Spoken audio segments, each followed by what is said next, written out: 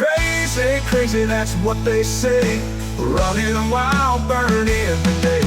Crazy, crazy, out of control. Lost my mind, can't find my soul.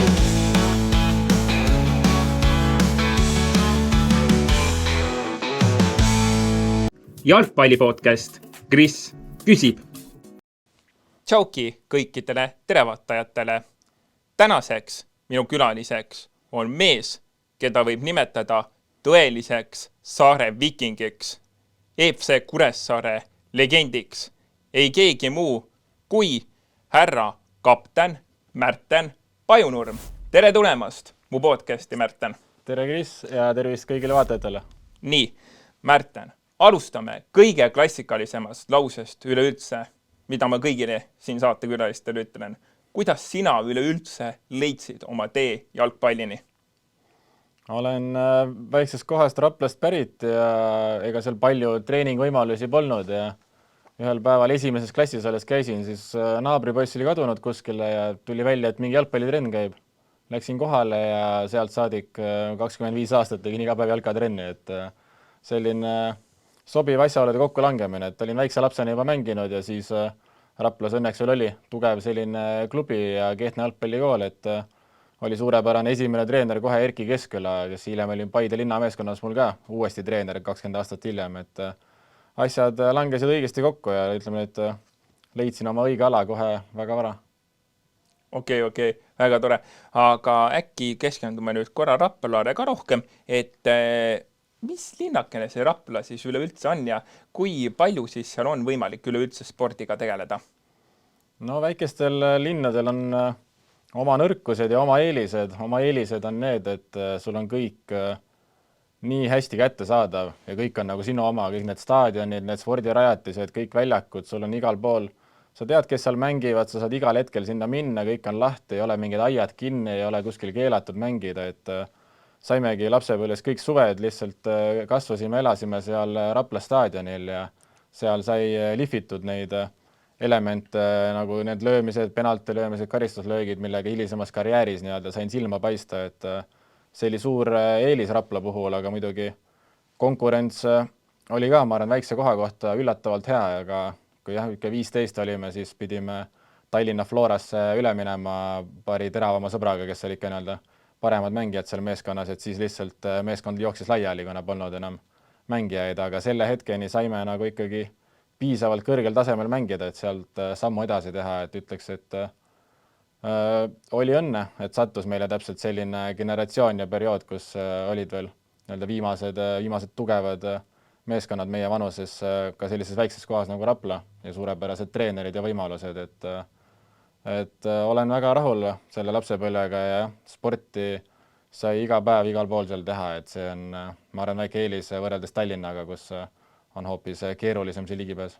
No jah, sest oleme ausad, Tallinnaga on juba kas või see, et seal on Must Miljon klubi, kuhu minna jalgpalli mängima. Nii. Aga siit ongi hea võtta selline teema üleüldse, et korra juba tõid Flora näite, et räägimegi su põnevast jalgpalliteekonnast just nimelt klubidena. Hakka järjest nimetama.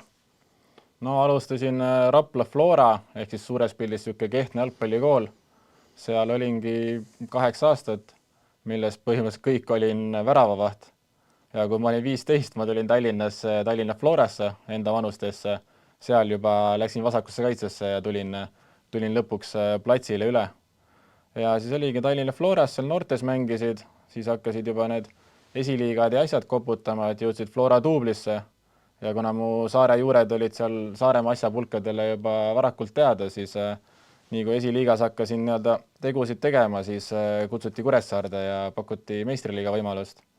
Ja selle ma 18 võtsin kohe vastu ja läks edukalt käima see Saare karjäär, et sain kohe põhikoosseisu ja väga palju noorena sain juba seal mänguaega ja sealt vahepeal sain paar korda võimalusega Flora esindusmeeskonnas, aga ise ei löönud läbi sellel hetkel, et olin noor ja võib-olla natukene ei olnud veel valmis mängijad selline hilisarenguga, et Floras lõpuks profimängijaks ei saanud ja siis tuli juba võimalus Ameerikasse ülikooli minna.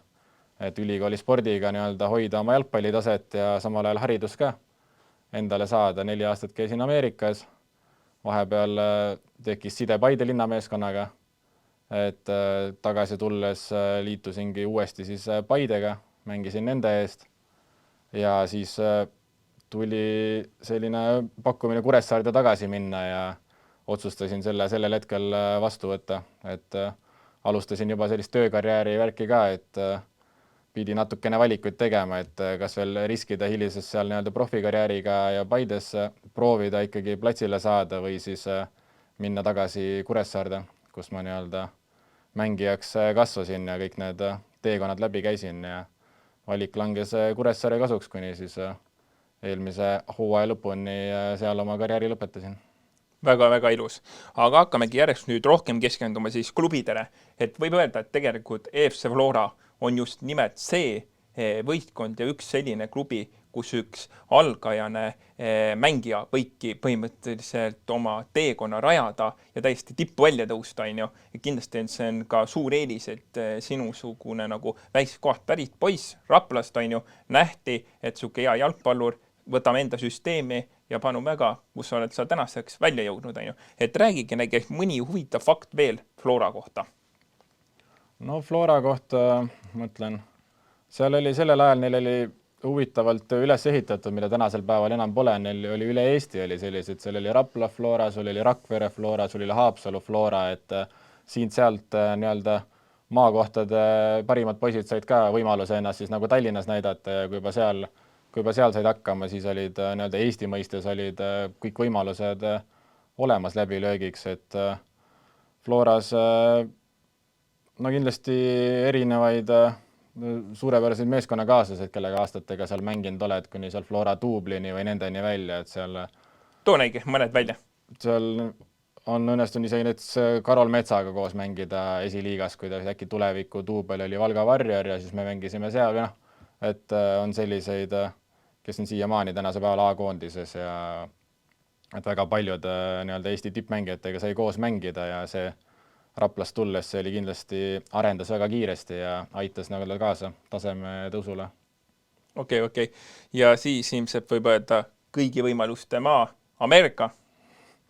Ja, et tekkis ühel hetkel see selline mõte, et kui nii-öelda esimese hooga see jalgpalluri karjäär ei lähe kohe niimoodi lendu, et saadki tippjalgpalluriks ja lähed välismaale ja kõik see, siis tuli hakata hariduse ja muu elu peale ka mõtlema ja järsku kuulsin, et Ameerikas on niisugune võimalus, et sa ei pea loobuma jalgpallist, et sa saad teha mõlemat väga kõrgel tasemel, mängida jalgpalli edasi ja omandada ülikooli haridust ja lõpuks õnnestus nii-öelda võimaluse välja teenida ja Ameerikas 4 aastat sain hariduse kätte ja tulin tagasi, olin parem jalgpallur kui enne, et läksin nii-öelda otse tulin tagasi Premium liigasse ja ei olnud mingit muret, et väga arendav periood ja nagu üldse Eesti spordis on näha, ülikooli sportlased, kes meil siin Ameerikas käivad, teevad väga suuri asju, nii Ameerikas kui sealt tagasi tulles, seal korvpallurites, kergejõustiklased, ujujad, et meil on erinevad tippsportlased sinna lähevad ja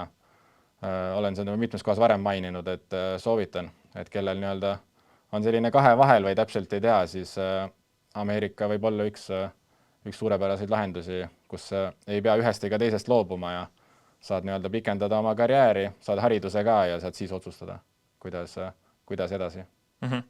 Ja siis kõige parim Eesti üleüldse jalgpalliklubi ehk Paide linnameeskond tuli sinule ellu. No see tuligi niimoodi tegelikult. Ma olin aasta aega Ameerikas mänginud, tulin Eestisse tagasi suveks ja läksin, ma olin siis Kuressaares, aga Kuressaare oli esiliigasse selleks ajaks kukkunud ja läksin sinna esimesele mängule kevadel esiliigas ja mänguvile läheb käima, siis jooksen värgi, lihtsalt vaata, et teised nagu ei jookse väga ringi või kuidagi tempo oli nii madal ja siis tundsin, et mul vorm oli selleks hetkes liiga hea, et esiliigas mängida ja oli suur soov nii-öelda meistriliigas tagasi saada. Ja selle aeg Meelis Roobaga oli mingi kontakt olemas ja uurisin, sain nii-öelda võimaluse ennast näitama tulla ja läks, kuigi esimeses Paide trennis mul jäid putsad maha, kui esimest korda sinna läksin. Hommikul vara olin esimesena kohal, aga putsad jäid maha ja siis jõudsin poole trenni pealt sinna trenni tagasi. Aga sellest hoolimata läks hästi ja siis sain sain Paidesse, sain paar kuud meistriliigas mängida ja siis no vahepeal olin paar aastat Ameerikas tagasi, aga kui lõpuks Ameerika läbi sai, siis olingi juba Paide nimekirjas ja sain nii-öelda kohe liituda seal meeskonnaga ja oli väga, väga hea aeg, täpselt sihuke Paide selle arenguhüppe algus, kus nad hakkasid neid esimesi suuri liigutusi tegema ja see oli ka üks põhjuseid, miks ma sealt ära läksin, sest minu kohale äärekaitsesse, seal ma olin rohkem äärekaitse, Zahovaikal mitte siis keskkaitse, sinna toodi äärekaitsesse juurde, näiteks Karl Mööl, Sané toodi juurde, et seal oli suur tõenäosus, et ma võin pingile jääda ja vanus ka juba selline 25, et parim aeg mängimiseks, et ei olnud see hetk võib-olla karjääris, kus hakati nüüd oma positsiooni eest võitlema, vaid tahtsin ikkagi nautida jalgpalli ja teha seda nii-öelda tähtsas rollis väljakul ja FC Kuressaare seda pakkus ja kõik need asjad sobisid, et oli otsus vaja teha, et Paidest lahkuda, aga olid Paides väga head ajad ja siiamaani läbi oma tööandja ma olen Paidega seotud ja Paidega on alati suhted olnud väga head ja olen toetanud. Isegi siis, kui sa meile tappa andsid? No sellel hetkel kindlasti mitte, seal oli ka kontoris meil oli mõned Kuressaare fännid, kes seal Paidega konkureerisime, et käisime isegi Kuressaare särkidega kontoris, kui Paidet võitsime, et sellel hetkel muidugi mitte, kui ise seal vastamisi lähed, aga muidu nii-öelda eemalt või neutraalsena küll Paide on alati sümpaatne olnud ja usun küll, et meistritiitel on aja küsimus, arvestades, kuidas seal neid asju aetakse ja kes seal nii-öelda seda asja veavad ja juhivad, et on äge asi kokku pandud ja aina ägedamaks läheb. Aga Veiks ei tulnud kordagi kontorisse ja öelnud, et Märten, unist edasi see aasta sa preemiat ei saa ega palka ka see kuu ei saa?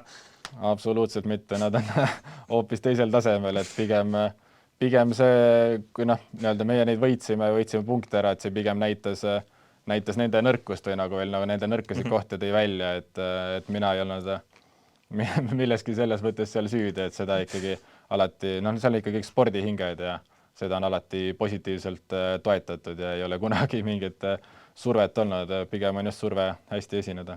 Ja väga-väga tore. Ja nüüd võtame siis selle kõige ilusama aja sinu elus, ma usun, kui ma ei eksi, ehk siis FC Kuressaare ja võib öelda küll, et sina oled küll kindlasti üks top 5 kuuluvatest FC Kuressaare legendidest. Jah, mängude arvu järgi võib nii öelda küll, aga et see... Ja vaadates isegi, mis tegusid sa seal tegid. Et kes mis järjestuses täpselt seal on, et see jääb muidugi kõigi teiste öelda, et seal laht on valgusaastatega teistel eest ära, aga olen uhke, et nii-öelda mitte põlissaarlasena seal läbi aegade mängude tabelis jõudsin lõpuks teisele kohale välja ja selle üle saab küll uhke olla, aga tõesti. Aastal 2011 läksin esimest korda FC Kuressaarde ja 2025 oma karjääri seal ka lõpetasin, et üle rohkem 300 mängu, et tõesti see klubi sai minu omaks, tundsin ennast viikingina ja oma saare juurte tõttu olen alati nendega sidet tundnud, et olen väga õnnelik, et sain nii-öelda ühele klubile oma karjääris siis nii palju anda ja see klubi samamoodi nende aastate jooksul andis ka tagasi ja vastu ja see lõpp eelmise hooaja lõpus oli ikka väga ilus ja pole ainult head ja rõõmsad tunded jäid sisse sealt. Okei, aga on sul rääkida mõni põnev jutt või vahva lugu näiteks FC Kuressaare ajast? FC Kuressaare aegadest, ütleme nüüd, kui ma läksin Kuressaarde, siis ta oli täiesti amatöörpunt, et olid meistriliigas küll, aga sul võisid seal suvel läksid mehed Saaremaale puhkama, kes läksid välismaale puhkama keset hooaega, kuna kui töölt on puhkus, siis lähevad ka jalgpallis puhkama, et see oli hoopis teine maailm, et vahel sul trennis oli seal paar venda koos ja kui jalkahall tuli ka, siis esimesed meil trennid olid umbes kell 9 õhtul ja nüüd iga aastaga on aina varemaks läinud ja nüüd see aasta Kuressaare teeb kell 12 trenni juba hallis, et ma olin veel nii-öelda viimane lüli, viimane töötav lüli, mis hoidis kinni seda, et trenne hakata keset päeva tegema ja veelgi professionaalsemaks seda asja muuta, et on väga tore näha, kuidas areng toimub kogu aeg ja asjad seisma ei jää, vaid liiguvad edasi, aga neid lõbusaid hetki Kuressaare aegadest, no võib-olla selline, et oma esimesel või teisel aastal seal Elari Valmas, üks Kure läbi aegade kuulsamaid kloune ja legend, ta oli suur Chelsea fänn, mina olin suur Arsenali fänn ja no tegime väikse kihlu ja terve siis Inglise liiga hooaja peal, et kes ettepoole jääb ja lõpuks Chelsea seal viimase mänguga 1 või 2 punktiga ette ja kaotaja pidi võitja poolt valitud kostüümis Kuressaarest tagasi mandri peale hääletama ennast ja mina see kaotaja olin ja Valmas mulle seal väikse kleidi selga pani, sain kleid seljas hääletada seal Kuressaare Auriga keskuse kõrval, et päris keeruline kogemus, mis jääb eluks ajaks meelde, et võib-olla selliseid kihluedusid rohkem ei tee, aga jah, õnnitlused siis Valmasele, et ta ei pidanud seda läbi tegema. Aga kas siis lõppude lõpuks auto peale ka said? Päris kaua läks aega, aga lõpuks sain auto peale. Ütleme, et tervet teed Kuressaarest Tallinna ei saanud, aga nad sõbrad ootasid ise seal teisel pool teed ja lihtsalt naersid, et seal Orissaareni sain ja siis kuskilt sain vist veel auto peale ja siis Virtsust juba Tallinna õnneks sõbrad halastasid ja võtsid oma auto peale, et lõpuni välja ei pidanud hääletama, aga lõpuks jah, mõni ikka võttis peale. No sai aru, et mingi kino toimub ja võeti peale. Okei. Väga, see oli nüüd küll väga vahva ja tore jutt, on ju. Aga siit hakkamegi nüüd edasi minema järgmiste küsimustega ka veel. Et kas sa mingil määral pead ennast tegelikkuses Kuressaare legendiks? See pole nagu minu, ma ei tea, ma olen väga õnnelik sellele, mis mul seal oli kõik need aastad, et arvestades, kuidas üldiselt nagu keda seal kutsutakse, seal on näiteks 200 klubi on, kelle särgid pannakse sinna raami sisse ja seal linnastaadionil on üleval tribüünil, et kui üle 200 mäng on kirjas, siis pääsed sinna, et see on selline legendide sein, nagu öeldakse ja sinna ma oma koha välja teenisin, et see on Kuressaare Hall of Fame või nagu siin välismaal öeldakse, et üliäge asi, mida tehakse ja üliuhke nimekiri, kuhu kuuluda, et selle järgi võib öelda küll, aga see on rohkem nagu teiste öelda, et ise ennast nagu niimoodi, ma ei tea. Mina isiklikult pean küll sind legendiks, sest et sa oled kindlasti üks vähemalt top 5 kuuluv Kuressaare legend kohe kindlasti. Jah, aitäh sulle teistele ka, palun. Aga kui ma ütlen sulle sellised numbrid nagu 319 ja 66, mida need ütlevad sulle? Minu mängude arv Kuressaares ja minu väravate arv Kuressaares. Et oli mõlemad päris palju lõpuks. Täitsa imetulusväärne, võiks isegi öelda. Nii, siis kindlasti sul on üks eelis, mida teistel ei ole. Sa olid suur, päris mitu aega, võib öelda, kõigi Eesti klubide hirm, sest sa olid kange penaltimeister. Sina reeglina penaltis ei eksinud. Jaa. Et kummalisel kombel jah, oma karjääri viimasel aastal mu see laitmatu penalti statistika natukene langes, et kuni eelmise hooajani oli põhimõtteliselt, ütleme, et meeste jalgpallis löödud penaltid olid 60-st 58, siis viimasel hooajal tuli 3 eksimust juurde, et rohkem kui eelmise 15 aastaga, et igal ilusal asjal on mingi lõpp või ma ei teagi, mis huvitaval kombel panin tähele, et kõik penaltid, mis ma eksisin, olid need, mis ma ise teenisin.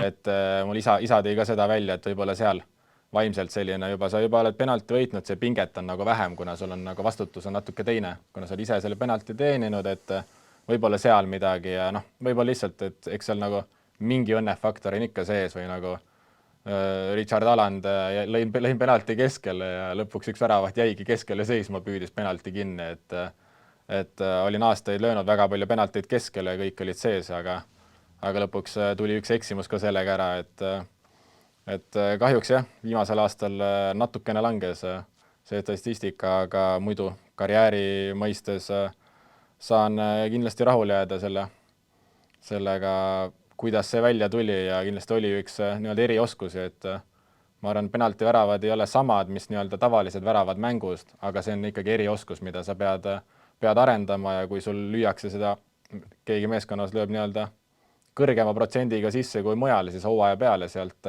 tuleb nii mõnedki lisapunktid juurde, kui sa ei eksi seal penaltipunktil, et usun, et selle oskusega ja Kuressaare eest umbes 40 penaltit pea kokku löönud, et päris palju tähtsaid punkte ja võite sellega tuli ja sellega saab küll rahul olla. Sest oleme ausad, tegelikult ega reeglina igal võistkonnal, isegi kui nad on amatöörid, profid või täiesti tipptasemel professionaalid ehk need suurklubid juba Inglismaad, Hispaaniad, reeglina ikka üldiselt on ikka konkreetne omaenda penaltivend. Üldiselt küll, jah. Ja kui ta mõnda aeg eksib, siis, siis on aeg võib-olla uus panna, aga üldiselt jah, tippklubidel on ikka päris paigas need hierarhiad. Huvitaval kombel isegi Arsenalil praegu nagu ei ole, seal vahetavad, et kord lööb Saka, kord lööb Jökeres, vahepeal võib Ödegaard ka veel lüüa, et tippklubidel enamustel on ikkagi see superstar paigas, kes neil lööb ja kui ta just väga kehvasti ei löö, siis üldiselt väga palju ei vahetata. Aga oskaksid sa näiteks nimetada, 3 on kohtuseadus, top 3 oma mingit penaltit, mis sul nagu meelde jääb, et wow, jess, tegin ära? Või on kindlasti. Üks on, äkki oli 2021 suvel, siis sellel hooajal, kui Flora tegi neid väga suuri tegusid, lõpuks jõudsid konverentsi liigasse ja olid täiesti uskumatult hea meeskond Eesti liigas, aga siis seal euromängude vahel meil oli Kuressaares mäng nendega ja siis tuligi teine poolek, tuli penalti. Karl-Romet Nõmm oli see mäng väravas, asendas siis Igoneni ja tean, et Varu värava tahab ennast näidata, tõestada, seis 0-0, ülitähtis, teine poolek penalti, lõin rahulikult keskele sinna lati alla ja Nõmm muidugi läks nurka seda penaltit päästma ja siis oligi üle 10 aasta esimest korda võitsime Florat 1-0 minu väravast, et see oli selline, et sellel hooajal seda Florat võita, kes pärast konverentsi liigas isegi võitis seal meeskonda, et see oli väga äge selline positiivne laeng meeskonnale.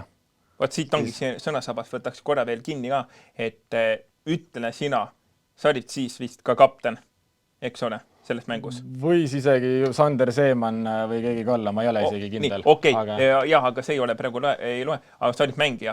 Nii, mis tunne see oli panna FC Flora kotti? Sest et tegelikkuses ma ise ka meenetan ja alles mõni kuu tagasi muideks vaatasin seda mängu uuesti üle, et see võis olla ikka, ma usun, nii vännidele kui ka kogu Saaremaal ikkagi suur pidupäev. Oli küll, sest seal Flora nagu natukene roteeris seal ka, aga siis kui seis hakkas hapuks minema, seal tuli kohe teise poole alguses, toodi Zappinen peale, toodi Kostja peale, kes kõik olid selle ajal ikka täielikus tippvormis nagu supermängijad, et aga lõpuks nad ei saanudki asja käima, et see oli kindlasti üks ägedamaid võite ja polnud selline ka, et me terve aeg oleks seal mingi uskumatu surve all olnud ja õnnega pooleks selle saanud, et see oli ikkagi kõva tööga välja teenitud, aga teistest penaltitest veel rääkida, siis teine penalti on ka Flora vastu, mis tuleb meelde, sest see on kindlasti mu elu parim penalti. See oli karika veerandfinaalis paar aastat tagasi, läksime penaltiseeria peale Floraga ja siis seal neil oli Poplavski, see oli väravas, kes oli hooaeg varem meil ka veel olnud ja siis ta veel enne lööki hakkas seal seletama ja töötlema vaatama ja siis ma ütlesin, et ära muretse, ma löön sulle keskele. Ja siis, aga tegelikult lõin hoopis täislöögi ristnurga põrkes sisse, nagu, täpselt ristnurka. Ja siis Poplavskis jäigi keskele, siis ta ei uskuma, et ma löön keskele. Aga lõin ristnurga põrkest selle palli sinna kinni väravasse. Et see oli sellest paremat minu karjääris ei olnud ja see oli üldse üks väga äge penalti. Ja võib-olla ka hea märk, mõtlen nüüd, võib-olla kui ma esimene penalti Premium liigas Kuressaare eest, kui ma õigesti mäletan, siis see oli 2012 Sillamäe vastu ja peatreener usaldas millegipärast mind kohe penaltit lööma. Mõnikord sellel ajal Kuressaarel ei olnud paigas penaltilööja ja peatreener, ma olin kõige noorem mees väljakul ja pani mind algusest peale standardeid lööma. Ja oma elu esimene penalti Premium liigas minu meelest ma lõin ka keskele. Oli äkki Sillamäega mängus ja ka siuke tähtis penalti mängu lõpus. Teadsin, et väravat hüppab ära ja lõin oma esimese penalti juba keskele, et see oli võib-olla märk, et on sellist julgust ja külma närvi, et penalti lööjaks heaks saada. Mäletage, kes treener oli tookord teil? Jah, kui ma Kuressaarde tulin, siis oli Sergei Samogilnõi. selline legendaarne treener oli esimesed 2 aastat. Nii, okei, väga vahva. Aga sul on ka tätoveeringud, Märten. Kas neil on ka mingi tähendus? On mõned jah, ma siin teisi väga näitama praegu ei hakka, et siin keha peal ja jalgade peal mõned on, aga mõnel ikka on tähendus, siin on kas või on siin näiteks viikingi märke, mõned viikingi ruunid on siin sõrmede peal, mõni on näiteks pühendatud mu vanaemale ja mõned on sellised sidemetega, aga mõned on lihtsalt sellised, ma ei teagi, kunstilise väärtusega või sellised, et väga abstraktsed ja tihti küsingi, näitan tätoveeringut, küsin, et mis see on üldse. Ja ma olen ikka mitukümmend erinevat vastust saanud nende erinevate tätoveeringutega, et pigem selline lihtsalt kunstiline eneseväljendus, mis siin karjääri hilises faasis on lisandunud. Aga tegelikult võib öelda, et üsna hiljuti sa said üle-eestiliselt väga tuntuks meheks järsku. Kõik portaalid ja vähegi podcastid ja asjad rääkisid sinust, sest sa tegid ühte vahvat asja ehk 1, 2, 3, ma olen valmis. Kohtunikule, tahad sa sellest rääkida? Ma kohtunikul ei näe, ma näitasin lihtsalt üldiselt staadionil, aga ei, see ütlen ausalt, ise ka täpselt ei tea, kus see tuli, sest see oli esiteks väga tähtis värav Flora vastu, see oli mu hooaja 10. värav. See oli esimene kord, kui mul partneri seal igasugu suur sõprade punt olid mängu vaatamas, et kõik tingimused olid ideaalsed ja siis lihtsalt ma olin nii pettunud, et see värav ära võeti, siis ma ise teadsin, et mina lõin õigesti, tema lõi mulle talda, et kui keegi tegi vea, tegi üldse vastane vea, ma ei suutnud uskuda, et see värav sellel hetkel selle eest ära võeti, siis ma tead, ma olin 100% kindel, et see võeti ära, siis ma olin lihtsalt pettunud ja ma olin teisel pool väljakut ka ja ega ma pole varem ega hiljem sellist žesti niimoodi väljakul teinud, aga Eesti jalgpall on nii palju arenenud, et sul on juba 7 kaamerat väljakul ja 1 kaameraga võid teisel pool väljakut ka suures kaadris olla otse-eetris täpselt sellel hetkel, kui sa seda näitad, et selline, ma ei teagi, siis õnnetu juhuste kokkulangemine, aga ja kahju oli jah sellest, et ma sain siis seal poolajal punase ja järgmised 2 mängu pidin vahele jätma, ma ei saanud meeskond aidata, et see oli kõige raskem, aga muidu suures pildis ma arvan, et siin andis Eesti jalgpalliskenel värvi juurde ja rahvusvahelist kajastust ka, et see oli ikka Ameerikast isegi sõbrad täitsa orgaaniliselt ise saatsid mulle, ma ei tea, kas Instagramis või TikTokis ja seal, et seda igalt poolt ikka tuli sisse ja sai hakkas oma elu elama, et siin isegi Soomest mingid fännid tulid kevadel ühte mängu vaatama, mingi punt noori, sest ja tundus ka, et tulid selle pärast, peale mängu tegid seal pilti minuga ja värki. Et võib-olla jah, mitte kõige positiivsem asi, mis teha, aga ikkagi ma arvan, et see, ma ei tea, mingis mõttes ikkagi rikastas või andis juurde ja tõi inimestele palju meelelahutust, et ema uhke ei olnud, aga ma arvan, et kogu see rõõm, mis ta mu sõpradele ja paljudele tõi, siis ega väga palju ei kahetse ka, et mis seal ikka. Okei, aga loodame siis, et äkki minu podcast toob ka rohkem vaatajaid ja asju, nii et seal on meil kaamera, nii et Märten, kui seal valmis siis 3 veel, 1, 2, 3. Nii, tervitusi kõigile. Nii, okei, see oli nüüd mingil määral päris vahva mälestus, sest et minu meelest ega sa vist konkreetselt lahti seda seletanud, sellest tekkest ei olegi vist kuskil. Ei, päris nii detaili pole varem läinud ja pole mõnes saates kaamerasse seda ka varem teinud, nii et siin on potentsiaali on kõvasti. Nii, ma olen väga uhke selle üle ja tahaksin sind tänada, aga võtame nüüd sinult puhtalt sinu peale teema, et siin on juba läbi käinud küll see, aga milline on sinu lemmikklubi ja siis jalgpallikoondis? Klubi on, ütleme, pea alguses peale umbes 2005-2006 täpselt Poom sattus ka sinna sellel ajal, ehk siis Londoni Arsenal, et nemad on olnud 20 aastat ja nüüd kevadel on suur ootus ja lootus koha peale Londonisse ka, lõpuks Emiratesile ka mängu vaatama minna, et olen seal Eesti Arsenali ametlikus fännklubis ka sees ja sealt kaudu on täitsa võimalik mängule pääseda ja kevadel loodan minna, aga Arsenal on jah, alati olnud ja alati jääb, et väga sümpatiseerib kogu nende mängustiil ja kogu see klubi ja olemus ja need mängijad, ja nüüd on head ajad on taas kord käsil, et oli aastaid, kus olime väga kaugel erinevatest tiitlitest, aga nüüd on lootus suur, et lõpuks hakkab tulema. Ja koondistest Brasiilia on kindlasti alati üks lemmikud olnud selline, mulle meeldib selline lõbus või sihuke ikkagi samba jalgpall ja sihuke meelelahutus ja Ronaldinho'd ja sellest ajast, et sellised show-mängijad on alati meeldinud, et sihuke saksa masin ei tõmba kohe üldse. Et pigem just selline Brasiilia ja Prantsusmaa on ka alati meeldinud, ega siis juba, kui neil ei läinud veel nii hästi kui siin vahepeal, et suurtest koondistest tooks nemad välja. Väga-väga vahva. Ja vabandust, vahele muidugi ka Eesti koondis, sest noorena 20 aastaga, ma arvan, mul oli paar mängu võib-olla A. Le Coq Arenal vahele ja mingid aastad käisimegi sõbraga hiilisime isegi sinna jalgpallihaigla esiritta ja olime seal otsatribüünil, fännitribüünil ja et neid koondise mänge olen alati väga palju vaatamas käinud ja suur toetaja olnud, et muidugi Eesti koondis on ikkagi kordades tähtsam kui need välismaa suured koondised.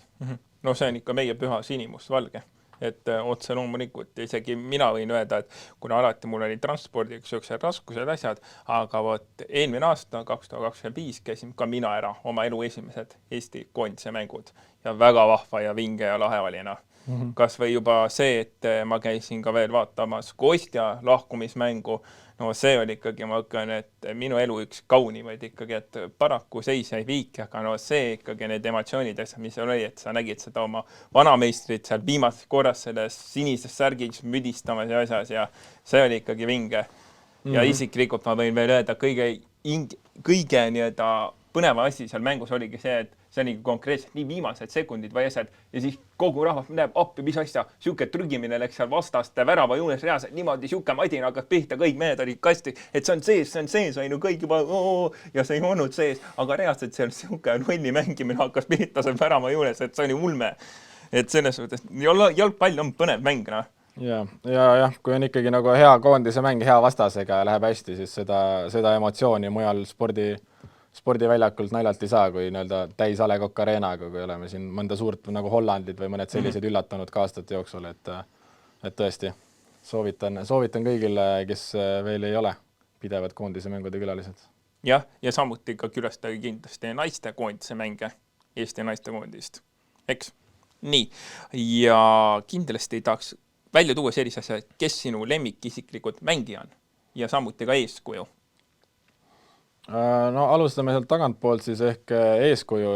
Lapsena, kui ma olin esimesed aastad kasvasin üles väravavahina, siis Mart Poom oli alguses peal kõige suurem iidol, Mart läbi aegade kõige suuremaks iidoliks saab ikkagi Mart Poomi lugeda ja hilisemas karjääris, kui ma keskkaitsusse liikusin ja Ameerikas vaatasime Liverpooli meistrite liiga mänge ja Klavan mängis seal ja sain ameeriklastele näidata, siis mängisime täpselt sama positsiooni, siis muidugi Klavan oli ka korralik eeskuju, aga lemmikmängijatest tänasel päeval ikkagi Arsenali mehed on ja hetkel sellised mehed nagu Calafiori ja Eze on väga meeldivad, et Calafiori mängib seal keskkaitses vasakus täiesti uskumatu mängumees, et pole asja, millega ta seal platsil hakkama ei saaks, et oli väga äge teda siin A. Le Coq Arenal Eesti vastu ka mängimas näha otse laivis oma silmaga seda taset ja kogu seda kvaliteet, et hetkel ta on veel vigane kahjuks Arsenali eest, väga oleks teda tagasi vaja,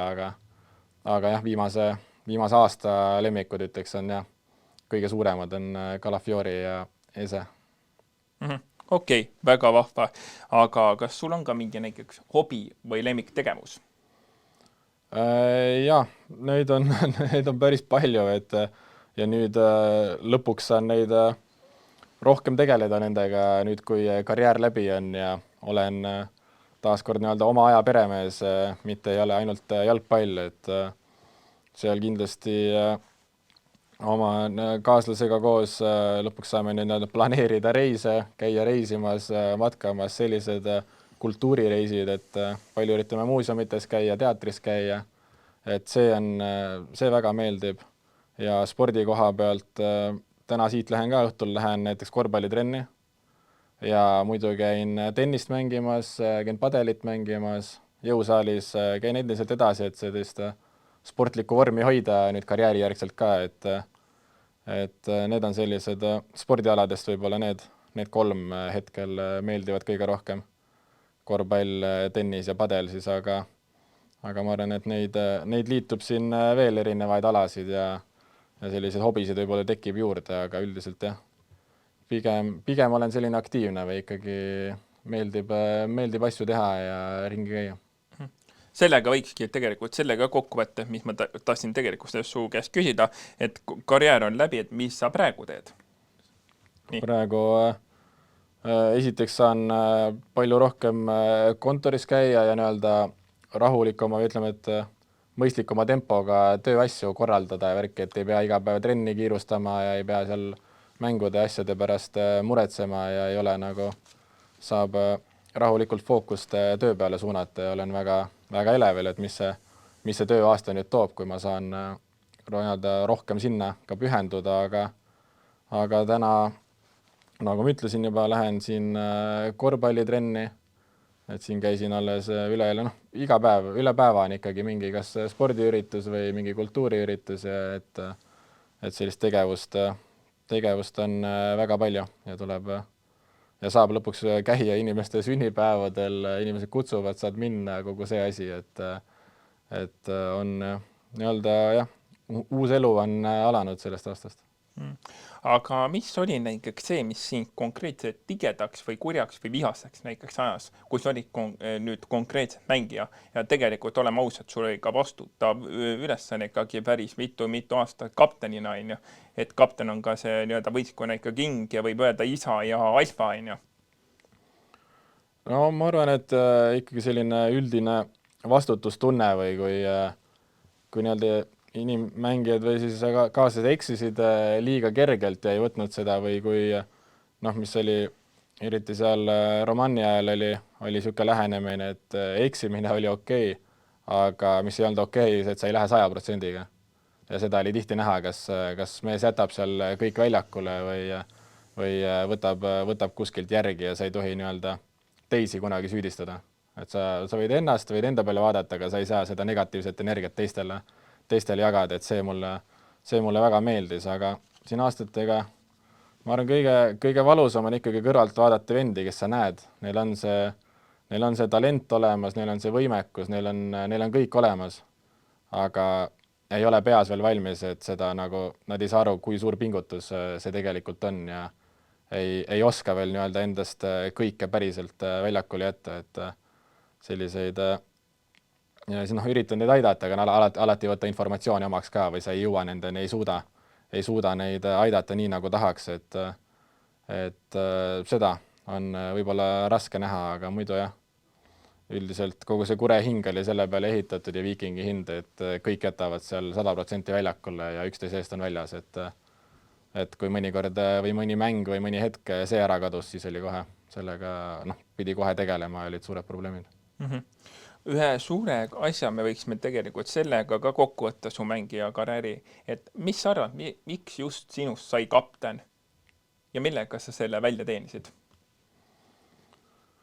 Siin ega mul head vastust ei ole, seda peaks võib-olla mõne mu endise treeneri käest küsima, aga see kujunes noorena juba välja Raplas, ma olin ka pigem selline, siis ma olin küll väravvaht, aga ka üks ikkagi tugevamaid mängijaid meeskonnas ja tihti selline organiseerija ja ajasin seal poisse kokku, et kõik ikka trenni tuleks ja hästi palju olid sellist organiseerimist ja asju ja see kuidagi Tallinnasse tulin üle, siis seal ka läks umbes aasta aega, siis seal U17 meeskonnas sain juba esimest korda Tallinnas ka kapteni paela endale, et kuidagi ajaga on üldiselt niimoodi välja kujunenud, aga see pole kunagi olnud roll või nagu mida ma taga ajan või et ma pean olema kapten, et see on pigem tulnud kaasa sellega, kuidas ma asju teen ja milline ma olen, et ma ei ole selline võib-olla kõige emotsionaalsem ja suur siuke karjuja ja selline nii-öelda vanakooli riietusruumi selline karm vend, et olen proovinud rohkem nagu noori toetada ja kogu seda, mis ma ise noorena tundsin näiteks Flora esinduses, et võib-olla ei olnud nii palju toetust seal vanematelt mängijatelt, et ise vanema mängijana proovisin noorte jaoks rohkem olemas olla ja rohkem positiivne olla, et neid sealt nii-öelda rasketest hetkedest läbi ajada, aga miks seal nii-öelda kaptenina lõpetasin, et seda peaks jah, ma arvan, ennekõike siis oma endiste treenerite käest küsima.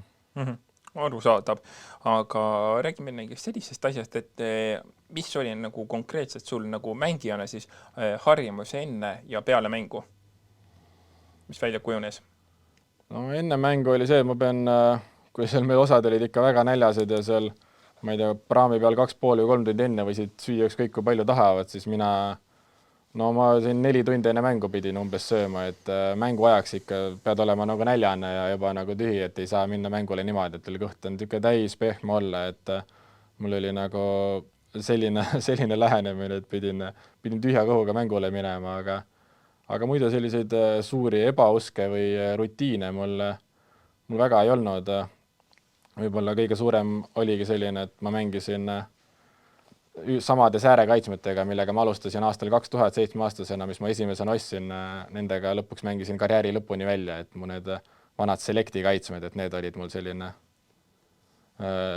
lõpuni välja, nad olid nagu minuga ja mu kogu karjääri olid kaasas, et nemad võib-olla said sellise natukene, ma ei teagi, kõrgema jõu või kõrgema rolli sinna kaasa, kuna lihtsalt olid algusest lõpuni minuga kaasas, et ei ole kõige tavapärasem asi, et tihti, kui Kuressaarde uued mängijad tulid, siis ma alati noortele näitasin oma neid selekti kaitsmeid ja ütlesin, et arva ära, kui vanad need kaitsmed on. Ja lõpuks need olid panemad, kui peaaegu enamus Kuressaare mängijad, et siis oligi, ma arvan, aeg lõpetada. Okei, aga näiteks, mis on siis sinu konkreetselt nüüd karjääri jooksul olnud nagu kõige ilusam nagu hea mälestus, samuti ka kõige halvem mälestus?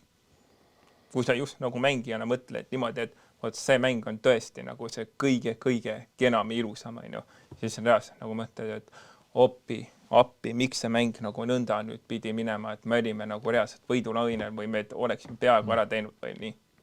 No hea mänguga, no siin ongi, ma arvan, et siin tuleb ikkagi Flora võidud 2012, kui oligi esimest korda, võitsime Florat 1-0, ma olin värava, Flora oli just mingi 2-korne valitsev meister, kõik sellised asjad, et see oli selline uskumatu võit ja nüüd paar aastat tagasi, kui esimest korda klubi ajaloos võitsime A. Le Coq Arena'l, võitsime Levadiat ja läksime seal teise poole alguseks 3-0 juhtima, et see oli ka selline, et väga sürr, et mis toimub ja lõpuks jäi 3-2, võitsime, saime selle 3 punkti kätte ja Levadia treener seal nädalaga oligi vallandatud, aga need on sellised, et need A. Le Coq Arena'l ikkagi paar korda suutsid seal neid suurklubisid ka näpistada, et see oli alati eriline A. Le Coq Arena'l ja kohutavatest mängudest tooks sellise hetke välja, kui olin U19 koondises, mängisime Eestis siin, seal Kotka tänaval mängisime Islandiga ja seal Frank Bernhardt, legendaarne saksa treener oli, siuke karm mees oli treener. Esa poolega meil seal nagu väga hästi ei läinud. Ma ei tea, kas olime taga ka või 0-0, aga siis Karol Mets oli vasak keskkaitse, ma olin vasakus kaitses. Ja suht palju panime seal nagu lühikest söötu või mängisime omavahel, aga saksa treener oli seal kõrval, kui karjus, et me paneks ikka pika palli ette ja mängiks ette, aga me väga nagu ei kuulanud ja siis ta oli väga närvis. Ja see oligi pool tundi mängitud, mul oli külje out, oli täpselt selle Franki ees ja Frank on selja taga, et viska ründajale. Vaatan seal, ründaja on üksi mingi 4 kaitse vahel kinni. Ja siis tegin pette, et viskan ründajale, viskasin tagasi Karol Metsale ja Frank oli selja taga lihtsalt uskumatu, te tulete välja. Ja poole tunni järel vahetas mind ja Karol Metsa välja ja poolajal pidime jooksma üle välja sprinte seal kõrval muruväljaku peale mingi paduvihma sees. Okay. Et võeti esimesel poolajal seal noortekoondisest välja, et see oli korralik šokk noorele mängijale, et on ka niimoodi läinud, et see on meelde jäänud. Ja eks neid valusaid kaotusi ikka on ette tulnud. Seesama, mis ma enne rääkisin oma elu kõige ilusamast penaltist, mis ma ristnurgast sisse lõin. Selle penaltiseeria me lõpuks Florale kaotasime karika veerandfinaalis ja Flora oli veel viimane suurtes klubides, kes seal üldse alles oli, et seal top 4 sees oleks olnud täiesti realistlik võimalus üldse karikas võita. Et sellest penaltiseeria kaotusest oli ka ikka väga kaua oli kurb. Aga oskad sa näiteks tuua oma karjäärist nüüd välja mingi kõige sukse nagu naljaka vahejuhtumi või üleüldse veel kord mingi vahva, toreda nalja? No see see on muidugi see kostüüm on ja see on, aga see hääletamise värk juba läks osaliselt või noh, see oligi selline uus naljakas asi, mida ma pole siin avalikult võib-olla jaganud, aga mõtlen praegu niimoodi siit kohe ei tulegi, et jäämegi praegu selle kostüümiga hääletamise juurde. Okei. Aga näiteks see on ka ilmselt päris hea mälestus, et näed esimest umbes trenni ja putsad on maha jäänud, näed, saad Paidest. Ainuke kord, kui putsad on elus maha jäänud, kui lähed uude meeskonda esimest korda testima ja ma olin veel see hommik esimene mees kohal üldse. Ja siis, kui lõpuks riietusruumi jõudsid ja koti lahti tegid, siis pidi läbi tipptunni sõitma teisel poole linna putsad järgi. Okei, nii. Aga kuna minul isiklikult on väga südamelähedane ka naiste jalgpall, siis kuidas Märten Pajunurme suhe üleüldse naiste jalgpalliga on? Oled sa näiteks jälginud mõnda naiste mängu või üleüldse, mis sa arvad sellest? Jah, ikka jälgin ja olen aastate jooksul ka ja praegu see talv on tegelikult on ikka väga äge, mis toimub.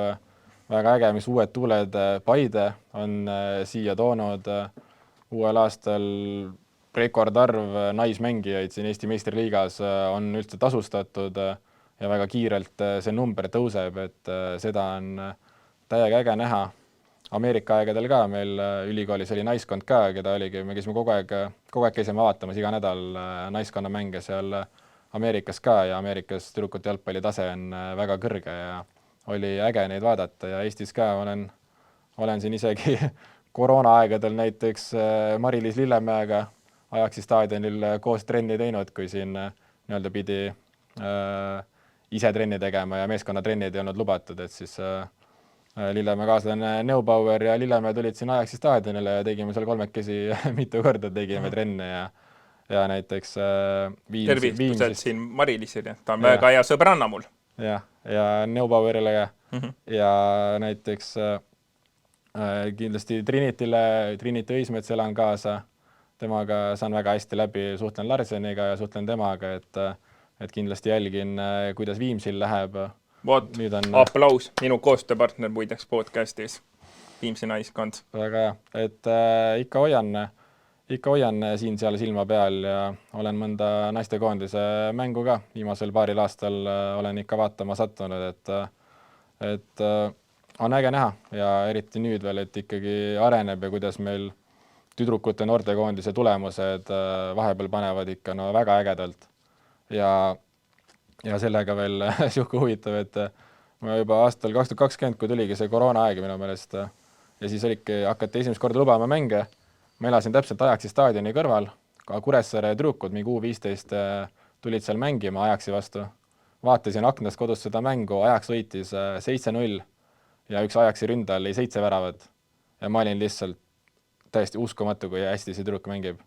Ja ta oli muidugi Angelika Džotkina, see, kes nüüd läks siin välismaale ja Floras lõi läbi ja et ma reaalselt aastal 2020 ütlesin sõpradele juba, et kuule, et siit tuleb järgmine naiste jalka superstar ja ta käis seal väga tihti aknast nägin, kuidas oli staadionil seal harjutamas ja mängimas, et üldse ei imesta, et tal on nii hästi läinud ja sealt, et seda nägin nagu hästi varakult juba, et siit on nii-öelda Eesti naiste jalgpallile üks väga tugev tegija tulemas ja on lahe näha, et on juba välismaale välja jõudnud, et loodan, et tal läheb jätkuvalt hästi, aga jah, kindlasti tuleb siin nii meeste kui naiste jalgpalli koos arendada ja ma arvan, et Eestil väga hea võimalus siin läbi tüdrukute jalgpallile rohkem keskendumisega seal nii-öelda ennast pilti mängida. Ja, sest Angelika puhul võib vahva näite tuua, et Ajaxi kasvandik ja mängija ta on. Siit võetigi ta Florasse kutsuti, ta oligi põhimõtteliselt natukene aega ainult mängis ja tuligi koheselt Opadi, andekas noor talent mängija, tule välismaale ja minek siit Eestist oligi. Ja nüüd on ta ka naiste A-koondisest juba mänginud tegelikkuses. Ja, seal oli ka aktusaasil, lõi seal karistuslööke üle miiri rüstnurka, lõi mõlema jalaga, vasaka jalaga pole mingit probleemi, et väga, väga äge ja edu talle igatahes. Ja mina muideks isiklikult arvan, et ka Paide linna naiskond tuleb nüüd sel hooajal ilmselt arvatavasti Eesti meistriks, sest see oleks imelik vaadates praegust koosseisu, kui seda ei tehta, sest et kõik võimalikud asjad tuuakse põhimõtteliselt kandikul kätte ja praegusel hetkel ma mõtlen, see on iga jalgpalliklubi, kes nüüd tahab panustada Eesti naiste jalgpalli, oli põhimõtteliselt kõige parim hooaeg üleüldse oleks, sest et laiali läks põhimõtteliselt Tabasalu punt, Tartu Tammekas läks laiali, sest nad hakkavad esiliigat mängima, siis Tallinna Kalev põhimõtteliselt näitas siteerides klassikuid keskmist sõrme, aga mitte otseselt, aga ütles, et nemad eriti ei näe, et naised mängiksid enam neil meistriliigas ja kõik rahaline asi ja kõik see väga raske asi. Tallinna Kalev läks üldse laiali, sealt ilmselt väga paljud läksid Harju naiskonda, nii et mängijaid, kui nii-öelda võtta, oli tohutult ja põhimõtteliselt kogu Tartu Tammekas ongi tulnud Paide naiskonda nüüd. Ja, eks näeb ega see nii lihtne pole seal kohe nii-öelda niivõrd uue meeskonnaga, naiskonnaga siis asi kohe käima saada, aga medalite peale peaks küll mängima ja hetkel tundub küll, et on lootust, et tuleks üks üle aastate kõige nii-öelda tasavägisem esikolmik seal näiteks naiste meistriliigas, et ootan ka suure põnevusega, kui edukalt see Paide projekt käima läheb ja kas suudavad juba teiste nii-öelda seal kandadel astuda või Flora võtab ikkagi veel, näitab nii-öelda oma taset ja on veel teistest üle, aga positiivsed arengud igatahes sellest olemata, et mõned kadusid ära, aga juba on uue tasemel ja on nii-öelda rahastus ja võimalused ja kõik on tõusnud, et usun, et suures pildis positiivsed arengud. Jah, sellepärast, et suurt panust annabki veel Eesti naiste jalgpalli Martin Reimi jalgpalliklubi eks Viimsi naiskond ja Viimsi naiskond nagu on tõesti ülikõva ja siit Martin Reimi ees müts maa nagu klassikaline sõnum ainult. Vamos Viimsi naiskond, vamos, sest nemad ongi mu koostööpartnerid ja ma võin öelda, et minu top 3 tiimi ongi Viimsi ja siis sinna õpetale nüüd võivadki minna juba Flora ja Paide, sest ikkagi ma pean ikkagi vaatama siia Paidesse ka ikkagi omaenda Paide ja kuidas ma siis mitte omaenda Paide tüdrukuid ka mitte ei toeta. Huvitav, et Paide sul kuldmedali peal ei ole? No selles suhtes Paide tüdrukud, ma usun, on jah kuldmedali peal, sest ma arvan, et kui selline koosseis, mis nad praeguselt on toonud, et kui tõesti, põhimõtteliselt Flora läks ka natuke laiali, kuna mõni ka mängijannad läksid välismaale, ja peale selle veel Lisette Tammik nüüd liitus ka Paidega, et see nagu, kuidas nüüd öelda, et imelik oleks, kui Paide nagu kaotaks nüüd selle kulla, sest et tõesti mängijaid on, treenerite tiim ka laieneb naiskonnal, et see on lihtsalt nagu praegu imeline, mis toimub. Ja ma olen alati öelnud, et kutid sellest hetkest peale, kui juhtub selline asi, et Paide linna naiskond peaks enne teid tulema kuldmedaline, siis ma ei taha mitte kunagi kuulda ühtegi kehva sõna, et naised ei oska jalgpalli mängida ja et naiste jalgpall on kehva. Teie olete siis kehvad, sest et mitte kunagi siis ei tohi niisugust sõna teie öelda. Aga mõtle, milline aasta Paides nüüd oleks, kui 2026 tulevad mõlemad meistriks. Vot see oleks imeline ja selleks võib öelda very good, beautiful, väga ilus ja võib öelda krasiva. Vot see oleks jalgpalli pealinn. No see oleks tõesti jalgpalli pealinn, aga vot siit ma küsiski kohe hoopis sellist asja sinult, et ma panusin sul panna listi kokku, mis sina isiklikult arvad, kui Eesti jalgpalli võib öelda siis ka üks legendidest, ikkagi Capitano, top 10 Eesti jalgpallivõistkondi, kes tulevad Premium Liiga võitjateks. Selle aasta Premium Liiga järjestus. Ma natukene mõtlesin selle peale, ma päris lõpuni välja mõelnud, sest esikolmikus, ütlen ausalt, pole ammu nüüd enne hooaeelt nii tihe olnud see Paide, Levadia ja Flora vahel, et kui siin eelmised paar hooaega Levadia oli ikka väga suur favoriit ja teised olid ikka maas, siis hetkel ütleks, et Paide, Flora, Levadia, kolmekesi nemad otsustavad selle tiitli ära. Ma arvan, et Kalju jääb natukene nendest maha, aga ei pruugi ka, võivad ka konkurentsis olla, aga ma arvan, et see nii-öelda suur kolmik natukene on tugevam. Aga kui ma siin juba Paides olen, siis ütleme siis nii, et Paide meister, Flora teine, Levadia kolmas, Kalju neljas, ma arvan, et Narva nii-öelda jätkab oma seda eelmise aasta head seda. Narva 5. Pärnu nii-öelda hoiab taset põhimõtteliselt ka hästi praegu. Pärnu 6.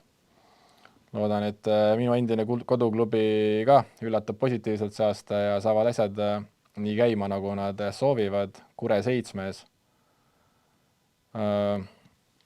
Siis juba Harju Tammeka ja Nõmme United. Ja Nõmme United. Nõmme on ka ikka väga kõvasti investeerinud ja valmistunud siia ülesse tulemiseks. Kas või juba see, mis toimus nüüd Levadia ja Nõmme Unitedi mängus. Okei, see oli lihtsalt taliturniiri sõpruskohtumine, aga ikkagi väiksel määral juba mingit asja võib see näidata. Ei, mingit positiivset usku kindlasti, aga seal ma arvan ka see alumine 3-4 meeskond see aasta on ka väga tihedad ja seal nii-öelda pead nii-öelda rekordarvu punkte teenima, et liigasse püsima jääda, et seal keegi nii-öelda üksi alla ei jää, et seal tulevad kõik võrdselt koos, aga väga keeruline tõesti, aga taas, kuna ikkagi esiliigast tulijad kukuvad tagasi, siis ütleme, et Nõmme United 10, Tammeka 9 ja Harju 8. Okei. Saime midagi kokku, aga see on tõesti mitte kõige suurema analüüsi põhjal kokku pandud, et siin märtsi alguseks, kui enne kuuaga hakkab pihta, siis võin ametliku ennustuse panna. No aga siit võtame sõnasabast kinni ja ootame ka seda, et see läheb siis podcasti läheb ülesse, läheb sinu enda pilt ja ennustusnimekiri minu podcasti lähele. Teeme ära, Märten, märtsis. Võta siis neid teisi osalejaid ka ja siis saamegi sinu podcasti osalejate nii-öelda võistluse teha. Ja, võtangi, sest et järgmine.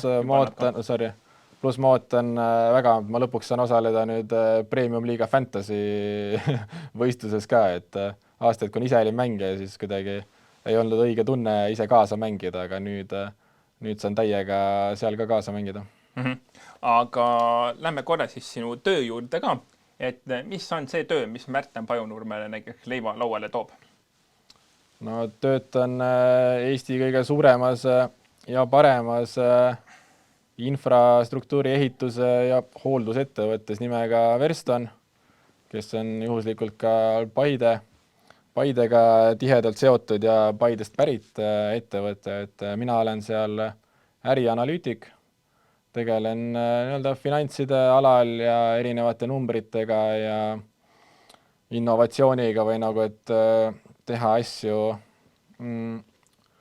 nii-öelda paremini, efektiivsemalt, rohelisemalt tänasel päeval, et nii-öelda ehitussektor ka tuleks võimalikult kiiresti asjadega liiguks kaasa ja prooviks uusi keskkonnasäästlikumaid lahendusi, uusi paremaid lahendusi, et väga äge töö on, olen seal juba umbes 7 aastat olnud ja olen väga rahul ja loodan seal veel edasi olla ja asju teha, et Veiko Veskimäe on suurepärase jalgpalliklubi kokku pannud, aga on ka suurepärase ettevõtte kokku pannud, kus väga ägedad, noored, energilised inimesed, kes tahavad suuri asju teha, on koos ja sport on seal ka väga hinna sees ja pooled töötajad ongi endised sportlased, paljud on endised jalgpallurid, et väga äge keskkond, kus olla, väga äge ettevõte, kus olla ja loodame ja proovime panustada Eesti elusse nii, kuidas võimalik.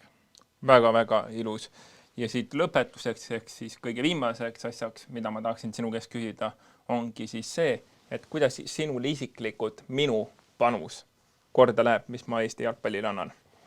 Väga läheb, et ei tekkinud küsimustki su kutse kas või siia saatesse vastu võtta, et väga tänulik selle eest ja väga kiiduväärne tegevus, et ega muidu need asjad nii-öelda kajastust ei saa, kui ei ole neid inimesi, kes seda ei fänna, kes seda ei vea edasi, kes ei tee selliseid asju, et iga selline asi annab jälle väikese pusletüki sinna Eesti jalgpalli juurde ja jalgpall on maailma kõige ägedam mäng ja seda on äge mängida ja trennis käia, aga kui sul mängupäeval ei ole inimesi tribüünil, sul ei ole neid fänne toetamas, sul ei ole seda tunnustust, siis enamus selle mängu võlust oleks nii-öelda tipptasemel kadunud ja on väga äge, kuidas siin nii-öelda mida aeg edasi, seda rohkem oled seotud ja teed siin asju ja sellised nii-öelda aktivistid ja superfännid on väga tähtsad kogu selles püramiidis ja suur kiitus sulle. No suur au oli seda kuulda kõike ja kui teil nii-öelda tippsportlastel ehk jalgpallutel on endal ka mingid unistused või asjad, et ma tahaks see aasta nii palju lüüa või nii, siis minu unistus on see, et ma tahaksin ühel hetkel jõuda top 3 ja olla Eesti üks parimaid podcasti tegijaid. See on väga hea eesmärk, sellepärast Paides on palju erinevaid top 3 asju loodetavasti. Siis podcast tuleks samuti. Ja sellega ongi hea võtta kokku minu tänane podcast, aga esmalt tahaks paluda teid, minge pange follower meile Instagramis, Facebookis, samuti ka YouTube'is. Kris küsib, see ei võta teid tegelikult mitte mingit tükki küljest ära, aga mind aitab see väga-väga palju edasi. Samuti jälle suur tänu meie heale koostööpartnerile Kriisi Trahterile, kes on meile siia välja pannud head snäkid ja joogi. Samuti, kui te oletegi Paides, tulge külastada seda maitsvat söögikohta. Siin on imehead söögid, joogid ja põnev õhtkond. Nii et tänaseks minu külaliseks oli Märten Pajunurm ja jääge ootama, kes on järgmiseks. Tšau! Jalgpallipodcast. Kris küsib. Crazy, that's what they say. Running a wild, burning every day. Crazy, out of control. Lost my mind, can't find my soul.